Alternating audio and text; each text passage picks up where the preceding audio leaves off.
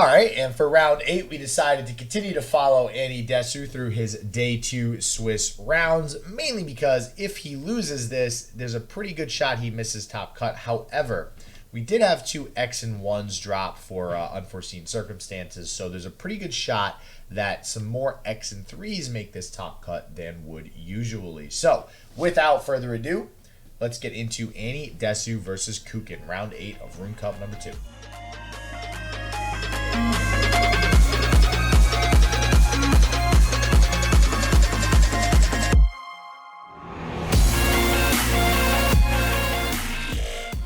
Yeah, Annie is playing Endure Spiders, Mono Targon Aesol, and I want to say Ezreal Twisted Fate. That's a pretty safe bet as the last deck.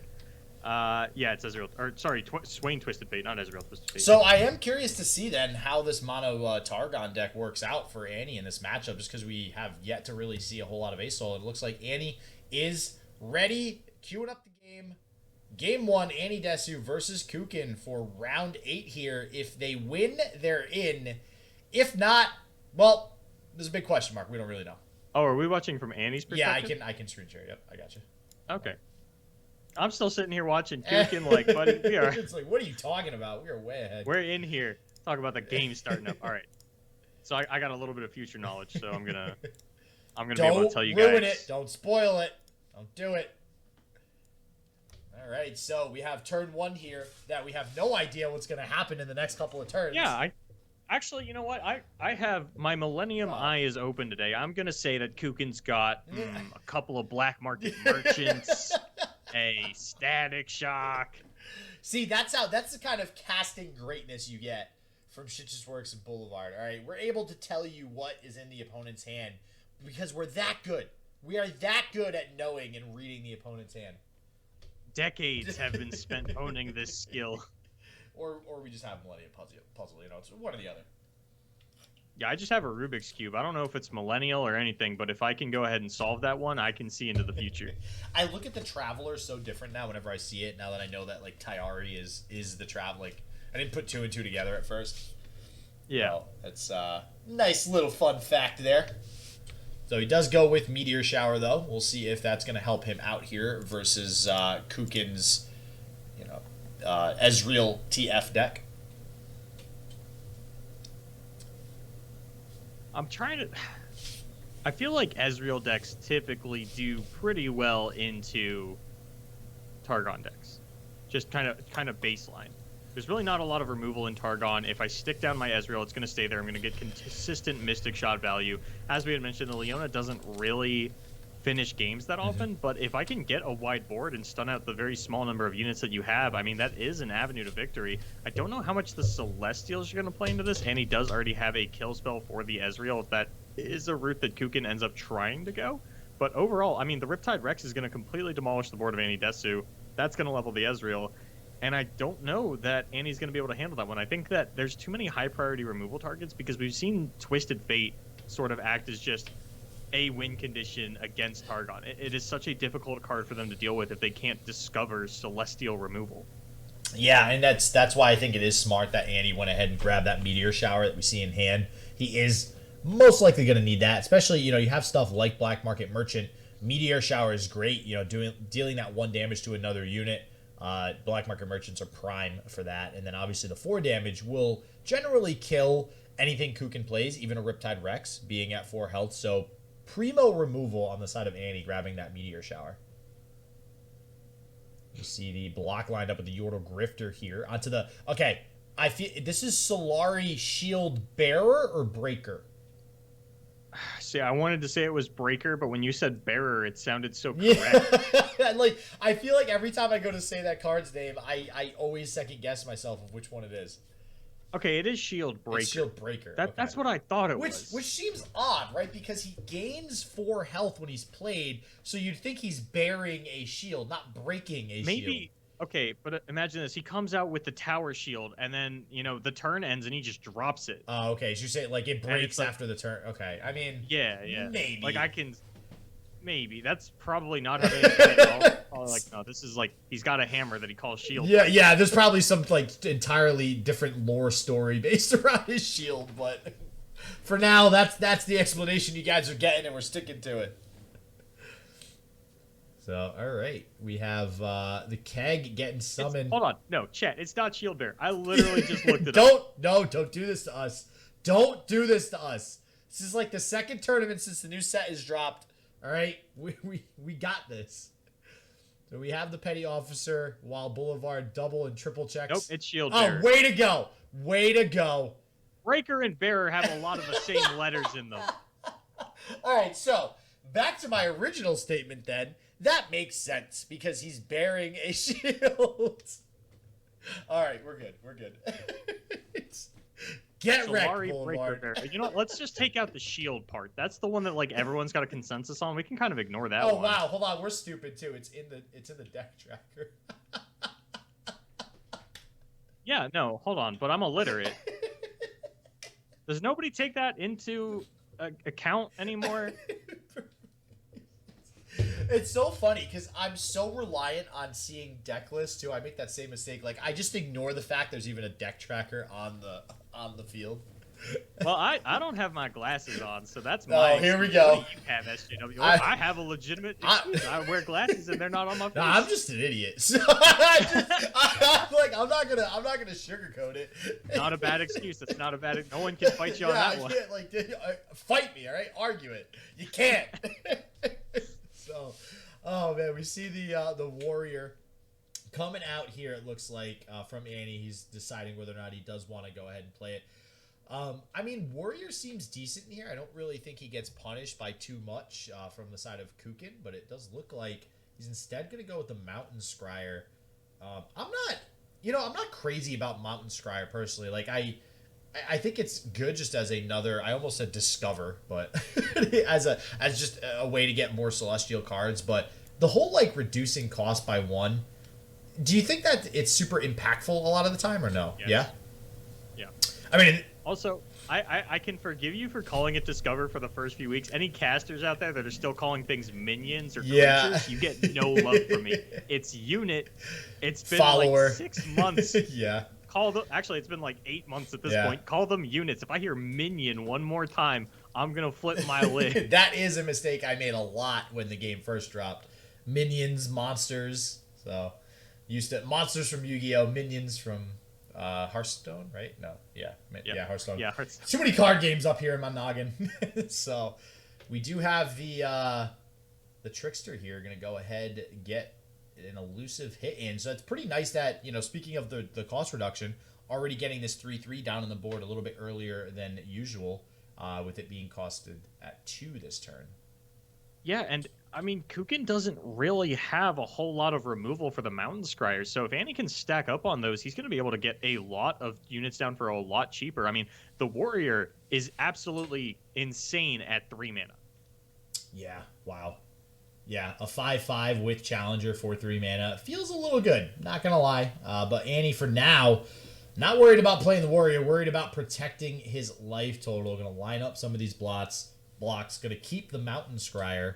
And also keep this Trickster, it looks like, after these blocks are settled. Black Market Merchants both going to die, which is decent for AnnieDesu. Koukin, unfortunately, does not have any way to plunder any more cards, or pilfer any more cards, I should say, from Annie's deck. So not going to get any more value out of those merchants. Mentor of the Stones. I'd like to see the Mountain... Yeah, I want to see this Mountain Scryer. I want to get another Celestial, play that Warrior for 3 mana after the fact. But what can we follow up with next turn? Ooh. Supernova is kind of weird because you do rely on your Celestials for the removal, but at the same time, there's not a wide spread of high priority targets. Generally, there's like one thing on board that you want to get rid of, and it's either Ezreal or Twisted Fate. Paying 9 mana to get rid of 2 guys doesn't feel nearly as good as something like Written in the Stars. Yeah. Or not Written in the Stars. Hold on, I wrote them all down. Meteor Shower? Meteor Shower. Yeah, in this matchup in particular, Meteor Shower is really good, but damn, this Riptide hurts a lot. Now, I mean, even the Warrior at 3 mana isn't really going to do a whole lot. I mean, it does challenge down the Petty Officer. Oh, it's also not 3 mana. Yeah, now it's not 3 mana. It's only going to be a 5 after this Riptide Rex, back to its usual cost, and that feels really bad. I mean, he doesn't really have too much to follow up there. He kind of kind of went all in on playing that second Mountain Scryer there. So we'll see what he has as a follow up. Well, in all fairness, nobody expects the turn 7 Riptide Rex. Yeah. That's a fair point. Like, your opponent stole your Spacey Sketchers, but you're still not really expecting Moonsilver into turn 7 Riptide. You feel like you have another turn to set up still. Yeah, and I guess that is really something that you can't play around. And you know what's funny? I feel like we constantly have this discussion too. Like, I feel like it happens enough though, especially in tournaments and competitive games, where you do have to start playing around cost reduction cards. Like, I feel like if you know there's a way in your opponent's deck to cost reduce cards, you need to be aware of that. How do you play around that, though? Like, how in this specific instance, I don't think Annie can play around a Riptide. I don't know. It's definitely hard. I mean, it's just like playing around it on turn 8. You just don't play into the Riptide Rex. The problem is now your options are even more severely limited than they would have been, playing around a turn 8 Riptide, because obviously there's a reason why Riptide's costed at 8. If it comes out earlier, it's really, really, really strong, as we just saw. And I don't know, it's hard, but I just feel like that is something that I think a lot more players should do, knowing that I feel like we constantly talk about Progress Day is another great example, drawing those cost-reduced cards. I feel like the one thing we're still that I'm at least trying to hone in on players playing around is we finally saw people start to proactively play around things like Trifarian Assessor, really taking their first priority instance on a turn to kill 5 attack units to get that out of the way. Now we just need to see them start doing that with Bannerman. If your opponent has 3 1-health units, open the turn with Make It Rain. Don't go, I'll do it when he attacks. Because if Bannerman comes down, you're going to feel goofy. Yeah, you're going to feel real bad at that point. So, but hey, I'm just happy people are playing Ruination and getting value off of it now. All right. Yeah, we're taking steps in the right direction. We are seeing the evolution. Baby steps. So AnnieDesu here could, pump up the warrior, challenge that one out. I like this a lot because if Koukin goes for the block with the petty officer, we have a clean wipe on the board with Meteor Shower. Yeah, Meteor Shower honestly so good in this matchup. It really just is.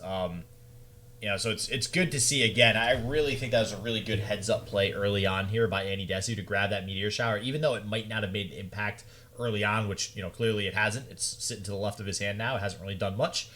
Now, with this Riptide on the board, it's going to feel really, really good if he is able to get it off. And it looks like he is thinking about it. Do you play the Meteor Shower this turn, or do you get this out? You get a Star Shaping out. You get possibly another Celestial card. God, Living Legends is such a it's such a meme, man. You want to take it. You're like, man, this card can be so good if I get ASOL leveled up. And then it's like, but you need ASOL leveled up. So it's like, when is that going to happen? Yeah, I mean, you take Living Legends and then you're like, cool, I got 4 big Celestials and 3 little ones. And then you realize you can still only play 2 Celestials in the turn. I mean, it's almost more worth it just to use it to refill your spell, man. Yep. Yeah. So Leona now being drawn by Annie, gonna help him stall out the game a little bit more here. Also will help him develop the board, right? I mean, it's gonna give him more attack, but another Riptide doesn't really make that matter at all because his board is now gone. I think Annie has to play Leona and then block the other Riptide with the Leona in order to survive, and you're still not feeling great about your chances in a game like that. We are still all slow speed spells from here on out. This Hush isn't going to do anything for the time being. And that is one of the sort of considerations of this card is there are a lot of really awkward matchups for it right now. Yeah. Yep. That is 100% right. And yeah, he's forced to take this Riptide out here. Otherwise, he will take lethal damage. I mean, feels decent, I guess. You get rid of the Riptide. He still has plenty of cards in hand, but man, this is just going to be really hard. I mean, he has the Meteor Shower. He can get rid of the Riptide. Doesn't really get anything else removed here with that 1 damage. He has the Golden Sisters he can play next turn as well. But is that going to be enough, though? Koukin is playing the full suite of 3 Riptide, obviously to level up that Ezreal. So if we have a 3rd Riptide already in hand, that's he can't do anything about that. He's just done. There's actually just a lot that Annie's dead to here, and while we haven't seen the Meteor Shower get any value this game, I still think it was correct, because if we had seen a Twisted Fate come down at any point for Koukin, you would have seen a snap fire off on that Meteor Shower, but at this point, I think you are losing a little bit more immediately to what's on board than a level Twisted Fate coming out, 4 or 5 turns from now. You kind of need to survive the immediate, and I don't know if Annie's going to be able to do something like that. No, even the Jagged Butcher coming out, just going a little bit wider. I mean, wide is just really going to hurt Annie right now. He doesn't really have any ways to block all these units. I mean, being at 4 health, sure. I was going to say he has a star shaping. He doesn't even have a star shaping. Ops. He gets the 9 attack Phoenix, and this could end the... okay. I was going to say the gem could let this end the game, but actually we did see a stolen star shaping. Going to heal Koukin back up to 15. Wow, that feels bad that he went for the win there. I mean, are you forced to go for the win in that situation? You could have played the sisters. Yeah, I mean, you would have attacked with the sister, it would have died to a petty officer, and then your opponent just gets to develop, and ooh, man, that's a big one. Yeah, so I guess when everything's said and done, that was the right decision. I don't think it mattered. Yeah, well, it was the right decision for him to play and try to go for game. So, yeah. He does 9 damage, and I don't see after this, a way for him to win. Yep. So, that's going to be the No. thought about it and put it back too many times. He's like, no, there's some way for me to. No, okay. He just wanted to see his draw. Okay, that's the end of the game. I'm looking at his deck list, trying to figure out what he thought he could draw that would get him out of that situation. So I want to address. I guess something. star shaping. On the side of Annie.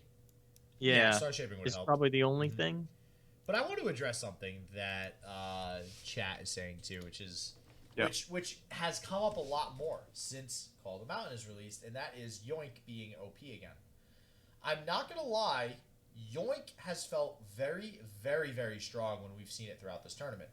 And we've joked, how do you not get tilted when your cards are getting yoinked out of your deck? Like, it's such a tilting deck to play against. Are we thinking it's better than it really is because it's tilting to have your own cards yoinked from you, or is it actually really good? So from a casting perspective, it's not tilting for me because it's not my card getting sold. But for the player. I will say the reduced cost on Black Market Merchant does still feel like a bit of a problem. But I think it's more so that Yoink has always been very effective against mid-range decks and some control decks. There are matchups where it's got really bad targets. Like if you've ever played Yoink into discard aggro and you steal like a Flame Chompers and a Jury Rig away from your opponent, even if you get like an Augmented Experimenter, it feels really awkward. I think it's just Yoink has always inherently been better against mid-range because of the cost reduction, and you get to just match your opponent's own cards about a turn earlier. And because so many mid-range decks are out there right now, Nav just feels really good into the meta. Yeah, I got to agree. And seeing Celestial cards reduced in cost by something like Mountain Scryer and just a lot of the other cost-reducing things that we now have in this game, I mean, maybe that's really the strength there in those Pilfer cards and those Yoink cards. Because, I mean, you're right. Playing that Riptide Rex there on turn 7, that completely blew out that game for Koukin versus Annie. I think that was kind of the defining moment in that game.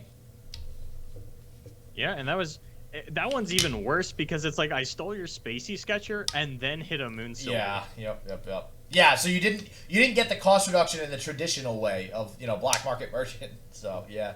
Feels bad. But now we are on to, so this is a little bit of a different deck than what we've seen recently today.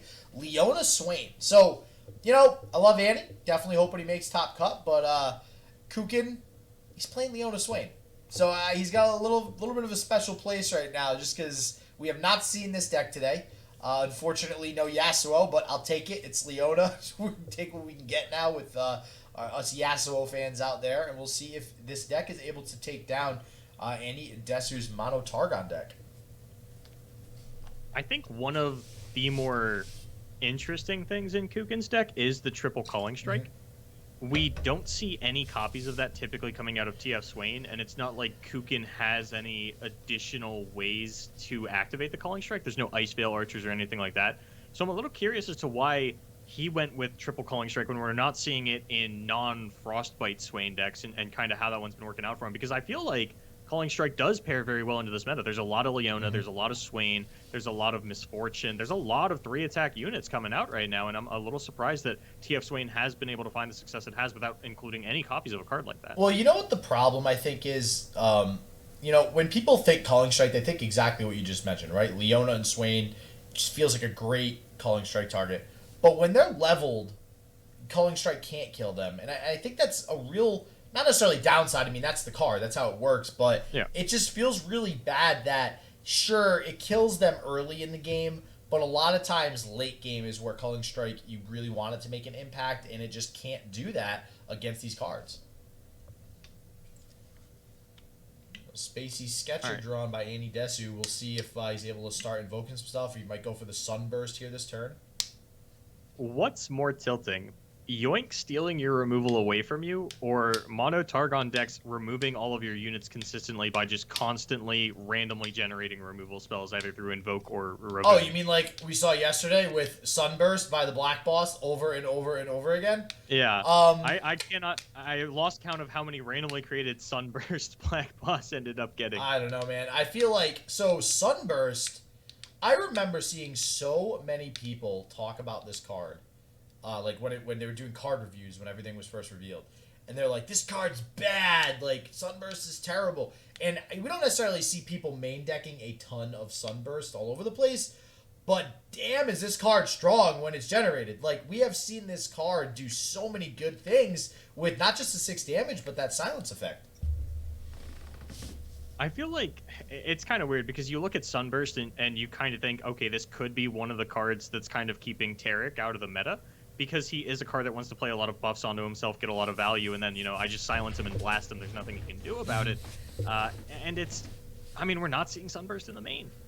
And it feels like Annie might even overload on these Hushes again, and I'm not sure that he's really finding the matchups where this Hush gets a lot of value. As we had mentioned in the Ezreal Twisted Fate deck, I can think of, like, one target for the Hush.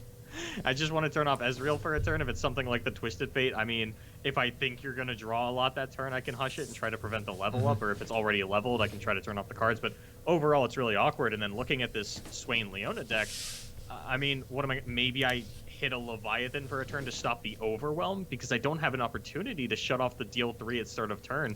It's just really, really awkward to find targets.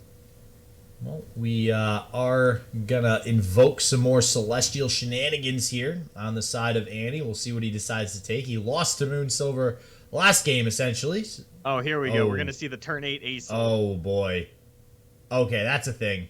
That's a thing. You know, it's funny. I think I saw like a Reddit post where people were like, wait, what do you mean you played Aesol on turn 8? How'd you do that? Well, here you go. This is the example. You get 2 Moon Silvers and Aesol in your hand, and you are golden.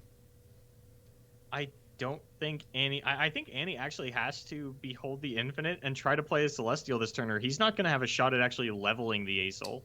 Yeah, to get that 20... I mean, are you really concerned about leveling the Aesol immediately, though? Yes. Yeah? You really think it's that important? I mean, it's not like... I don't have to level it immediately, but if I'm going to level it, I might as well do it immediately, if that makes sense. And I'm actually... So there is no Noxian Guillotines in Koukin's deck. So there's no, like, really easy ways for Koukin to remove Aesol from the field. You know, Sunburst is obviously a 2-of in there that could, you know, do a lot of damage to the Aesol. Leviathan could just block it down at some point, but it is going to take a couple cards for him to actually remove it off the field. I feel like typically when we see Swain decks into Aesol, it's generally the Leviathan ends up locking it down. Yeah. But honestly, I've been struggling with Swain decks into Aesol unless it is specifically Twisted Fate Swain, and that's because I get so much aggression down early and my opponent really has no removal for things like this. You know, I get to pick apart their board. I still have the Riptide on backup, which is something that can remove the Aesol if it's the only unit on board. And typically I don't have to worry about it until turn 10. I have so much time to sit here and develop my strategy. I will almost certainly have Swain Leviathan online by then, but Annie's putting this down on the same turn the Leviathan would come out. Okay, that Crescent Strike is a pretty big pickup on this turn. If he does decide to go for the stun on the 2/5/5s, that's going to save a lot of damage and all of his units pretty much. See if he goes for it. I'm trying to think of a better Crescent Strike turn. I don't. I mean, you could use it to protect the Aesol a little bit later on, but it does still feel kind of awkward. We're going to behold the infinite instead. I guess we grab a second Crescent Strike and just hope that these randomly generated Celestials off the Aurelion Soul kind of high roll for us. Well, I was going to say, you know, maybe the Destroyer just because you're focused on getting the Aesol leveled now. Like, you need that extra beef. Yeah, it looks like that's what Annie's gone for. Yeah, so we'll see if we see the turn 8 Aesol coming out here. He does have Ravoon, and he could continue to develop the Ravoon. It looks like we're going for the Aesol. Yeah, Moon Silver number 1. Here we go. Moon Silver number 2. This is what I like to see. Koukin can do it. Annie can do it too. Let's go. He's smiling. Like even if this is the wrong play, it's the right play. This is the right play. A mental victory. Yeah, this is just the better play. Okay, you fight me. All right, it's. I think okay, hold on. I do think that Annie needs to play as properly as possible because if you come into day 2 and then just go 0-4 in games, oh god, that wouldn't be good. Well, there's the start of potentially getting rid of the A-Soul. Looks like Annie is going to take the attack. And again, one of the big things with A-Soul is the Fury, right? So it is going to go up to 11 attack. It's going to give 17 total power on board. So very good chance that Annie is able to level this A-Soul up on the next turn. But it's at 6 health. So we could see some sort of sunburst thing come down this turn and kill this A-Soul, which would be really, really crappy. That's going to suck. You would have to find a way to pop the spell shield first. Well, if it's Daybreak. Oh wait, Daybreak gets rid of it silences it, right? No, because the silence effect gets negated by the spell shield. Well, no. So then, so silence gets negated by the spell. Oh, wait, so does it negate the whole spell? Yeah, it negates the whole spell. Okay. All right. Because people have run into that problem before. They're like, yes, it will silence it and then remove it, and it's like, buddy, that's not how spell shield works.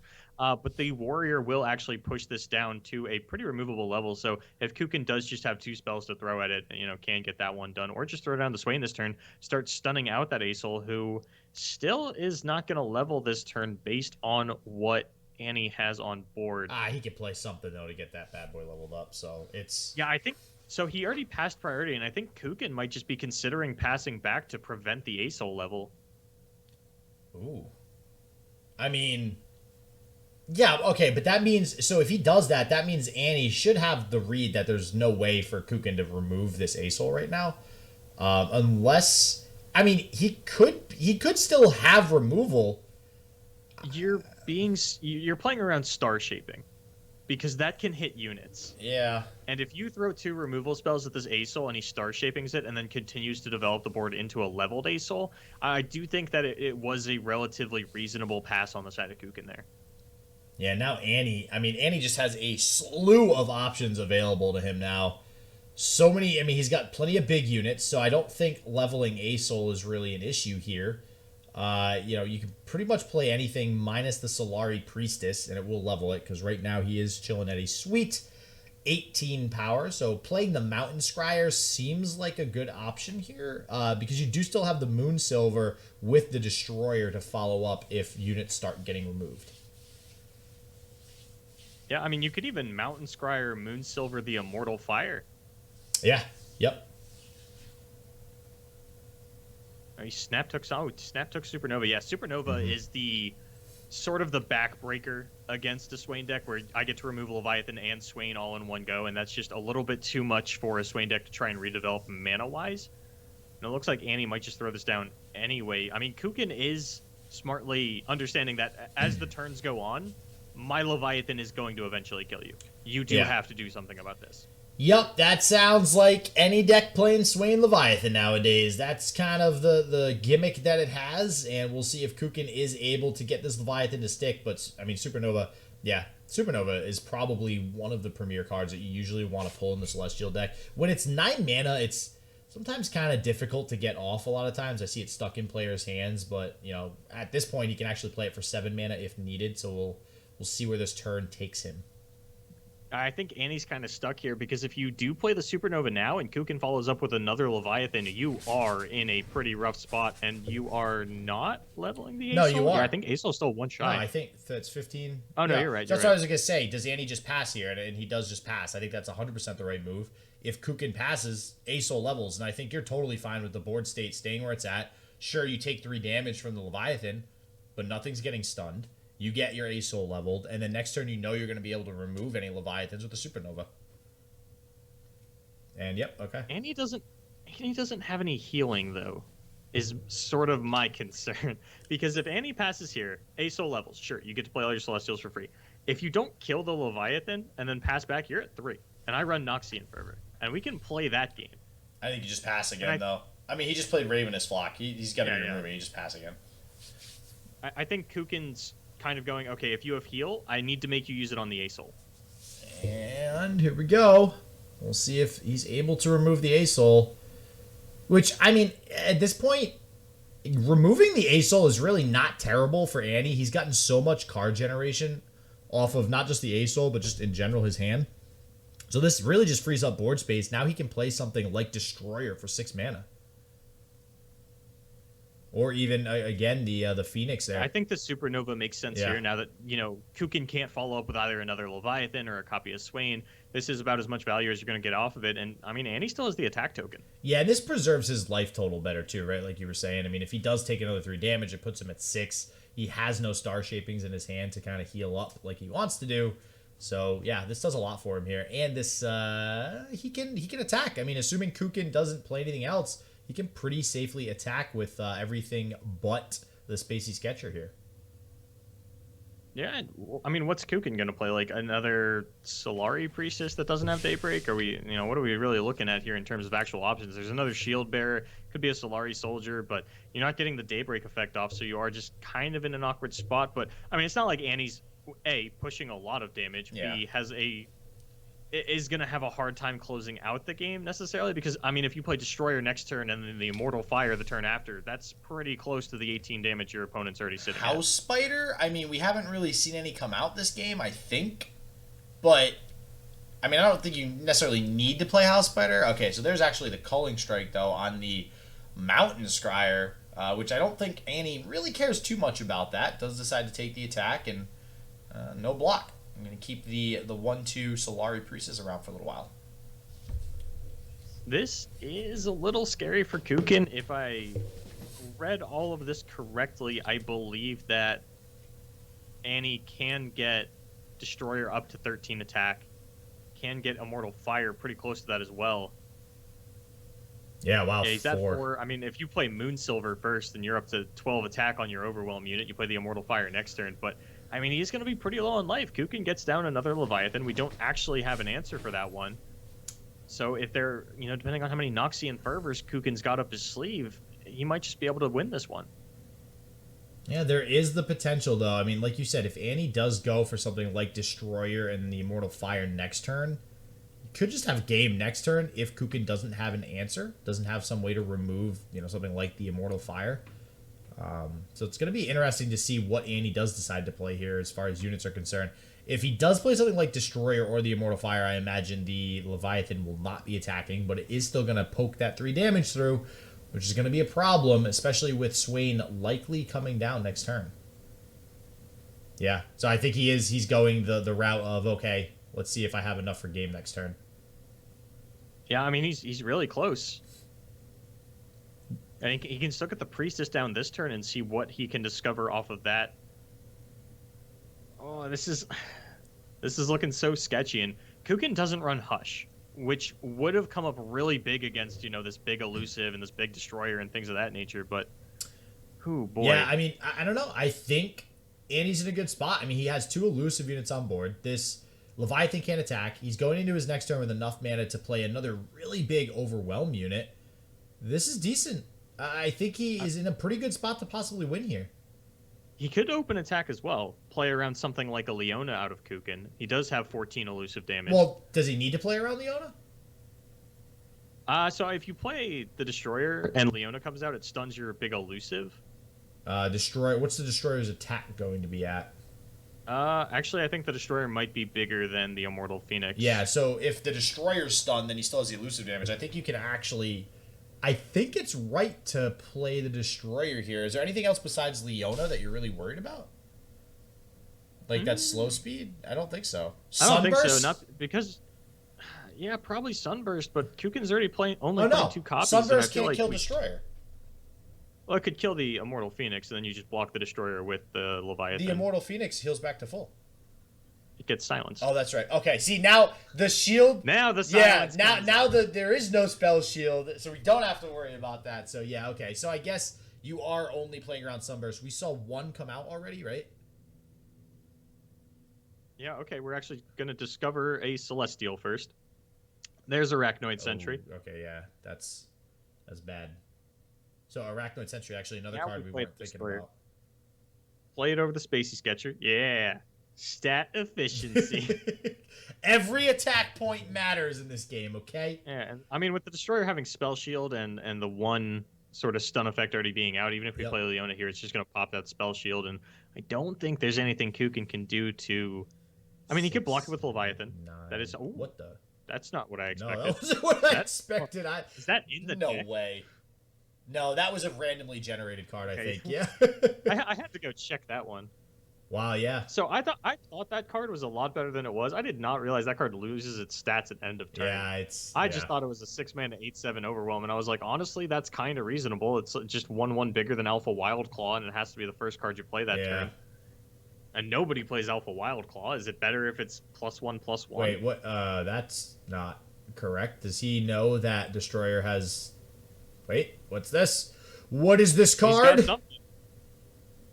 What could it be? I'm looking at the deck list trying to figure it out even. At 4 mana, it could be Noxian Fervor. I don't know if that really does anything. That does nothing. Death's Hand does nothing. Culling Strike. Yeah, wait. Yeah. Oh, okay. All right. That's really... Okay. So he wanted to make sure he kept his Leviathan there, so it guarantees... Yeah, that is his best shot at winning the game. Yeah, and now that's 2 turns. I mean, AnnieDesu needs a Star Shaping. I thought the Noxian Fervor got aimed at the Destroyer. That's why I was so confused. It's hard to tell what's getting targeted sometimes. So, this is why, in this instance, Hush sucks. It feels so bad. Like, we have to discover, or we have to invoke a removal spell off of our Nightbringer. And never mind. Wait. We just tossed it, right? Like, we needed to discover Comet, and we took that option off the table. Yeah, I think you needed Comet as well. I think that's 100%. Yeah, I think this is just game over now for Annie. He just ends the turn on the side of Koukin and wins with Leviathan. Yeah, and he's right now looking at Hush, looking at Leviathan, looking at Hush, looking at Leviathan, and thinking, why the hell is this card in my deck? You're like sitting here looking at your Comet mana like, oh yeah, I still have to discover it now. And none of this does anything either. No, that's game. Yeah, I mean, it was a slim chance. It was a very slim chance. In chat, Equinox is also a target. Equinox is the 1-mana silence. I still want to start off my turn with the invoke then. Like, I feel like I want to go Solari Soldier, not Ravoon, into the night one, so that like I have a good shot. I agree, because then you would actually have 2 shots, right? You'd have a shot at I'd be able to get Comet, because the Solari Priestess isn't going to do it, or at least can't get the Equinox, because I do have, I can only get 4, 5, or 6. I could get Comet off of that. There's a pretty good shot I get Comet off of that, or even, even Meteor Shower would have killed the Leviathan. I think that opening with the Solari Priestess, maybe then into the Lunari Priestess to try and get Equinox if I don't hit Comet or Meteor Shower, but I feel like Annie could have at least survived the Leviathan. Yeah, I got to agree. Wow, so Annie... That's twice in a row now we've watched Annie get taken down 0-2, unfortunately, and not sure if he's going to make top cut now. Koukin definitely looks like he's in. He might. All right, so Annie getting taken down again. Damn. So I'm not, I know the next video is going to be the top 16, so I will just let you guys know. AnnieDesu does actually still make the top cut. I know, pretty insane, right? He definitely screwed the pooch here towards the second half of the tournament in the Swiss rounds, but was still able to make the top cut. So we'll see how far he actually goes in the top 16 a little bit later on. But as always, everybody stay healthy, stay positive. I hope it just works for you. Peace out.